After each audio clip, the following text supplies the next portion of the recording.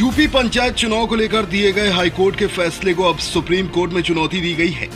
सीताराम बिस्वा के दिलीप कुमार ने अधिवक्ता अमित कुमार सिंह भदौरिया के जरिए सुप्रीम कोर्ट में एसएलपी दायर की है। याचिका के बाद हाईकोर्ट के फैसले के बाद जारी की गई नई आरक्षण लिस्ट में दलितों और वंचितों को संविधान में प्रदत्त अधिकारों का हनन हो रहा है। इसी के खिलाफ सुप्रीम कोर्ट में याचिका दाखिल की गई है।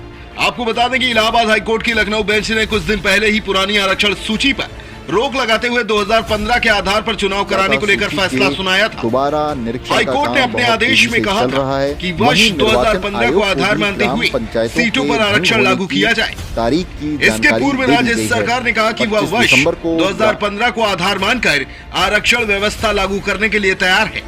इस पर न्यायमूर्ति ऋतुराज अवस्थी व न्यायमूर्ति मनीष माथुर की खंडपीठ ने 25 मई तक यूपी पंचायत चुनाव संपन्न कराने के आदेश दिए। खत्म होते ही 11 फरवरी को सरकार के फैसले को हाईकोर्ट में दी गई थी चुनौती। लग जाएगी। हाईकोर्ट की लखनऊ बेंच में याचिका देकर 11 फरवरी 2021 के शासनादेश को चुनौती दी गई थी। याचिका में कहा गया है कि पंचायत चुनाव में आरक्षण लागू किए जाने संबंधी नियमावली के नियम 4 के तहत जिला पंचायत, क्षेत्र पंचायत व ग्राम पंचायत की सीटों पर आरक्षण लागू किया जाता है। कहा गया कि आरक्षण लागू किए जाने के संबंध में वर्ष 1995 को मूल वर्ष मानते हुए 1995, 2000, 2005 व 2010 के चुनाव संपन्न कराए गए। याचिका में आगे कहा गया कि 16 सितंबर 2015 को एक शासनादेश जारी करते हुए वर्ष 1995 की बजाय वर्ष 2015 को मूल वर्ष मानते हुए आरक्षण लागू किए जाने को कहा गया। उक्त शासनादेश में ही कहा गया कि वर्ष 2001 व 2011 की जनगणना के अनुसार अब बड़ी मात्रा में डेमोग्राफिक बदलाव हो चुका है, लिहाजा वर्ष 1995 को मूल वर्ष मानकर आरक्षण लागू किया जाना उचित नहीं होगा। कहा गया कि 16 सितंबर 2015 के उक्त शासनादेश को नजरअंदाज करते हुए 11 फरवरी 2021 को शासनादेश लागू कर दिया गया, जिसमें वर्ष 1995 को ही मूल वर्ष माना गया है।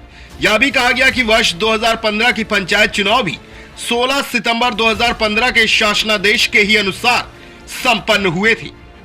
पहले से आरक्षण प्रक्रिया पर उठ रहे थे सवाल।